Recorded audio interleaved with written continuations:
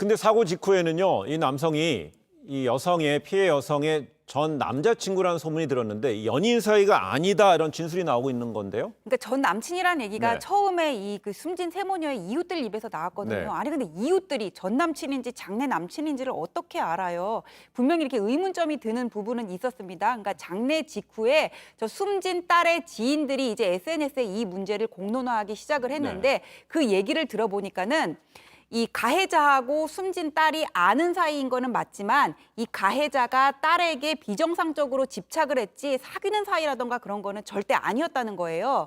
이 숨진 딸이 지인들에게 그 카톡으로 보낸 거를 공개를 했는데 거기 보면 뭐라고 써 있었냐면 자꾸 다른 번호로 연락이 와서 내가 마지막으로 본 날에 밥을 샀다. 근데 그게 얼마인 줄 알아달라 그래서 그냥 내가 대답을 안 하고 아무 말도 하지 않았는데 계속 이렇게 연락을 와서 마지막이다 그래서 할 수 없이 계좌번호를 보내줬다 이런 내용이 담겨 있어요. 그럼 이 내용을 보면은 둘이 뭔가 아는 사이인 거는 맞지만은 연인 사이는 분명히 아니었던 거잖아요. 네. 그래서 이 친구들은 한 가족이 누군가에 의해 이렇게 죽임을 당했는데 이 문제가 그냥 뭐 남녀 간의 구도로 묻히는 게 안타까워서 이 문제를 공론화했다 지금 이렇게 얘기를 하고 있으니까는 우리가 스토킹이라든지 뭐 데이트 폭력 이런 문제에 대해서 좀 더 깊이 공감을 하고 이게 좀 다시 새겨봐야 되는 그런 사건이 아닌가 싶습니다. 이게 만일에 남자친구였어도 문제고 또 남자친구가 아닌 그냥 피상적으로 알고 있는 어느 정도 지인이었어도 문제고 만일에 처음 만나는 사람이었다 하더라도 문제겠죠. 예. 자, 지금 온라인에서는 이런 말까지도 떠돌거든요. 피해자가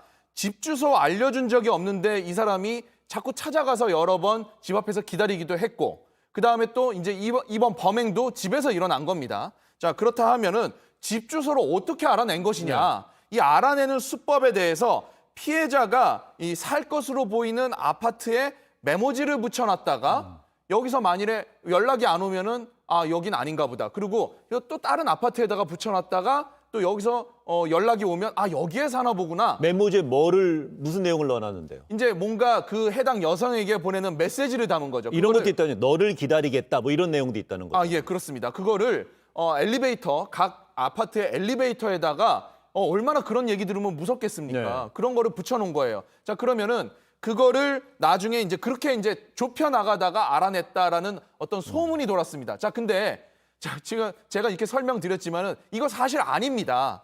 자, 그러니까 경찰도 지금 이 세 모녀 사건 관련해 가지고 너무 이제 사람들이 뭐 격분도 하고 네. 또 관심도 많이 가다 보니까 이제 많은 어떤 추측들을 내놓고 있어요. 그렇다 보니까 온라인 커뮤니티에 또 이런 글들이 올라온 거거든요. 이렇게 해서 알아냈다더라라고 해서 보도까지도 이어지고 있습니다. 그런데 경찰이 밝혔어요. 이거 사실 아니다라고요. 그럼 피의자가 어떤 사람이었는지에 대해서는 어느 정도 지금 실체가 드러나나요?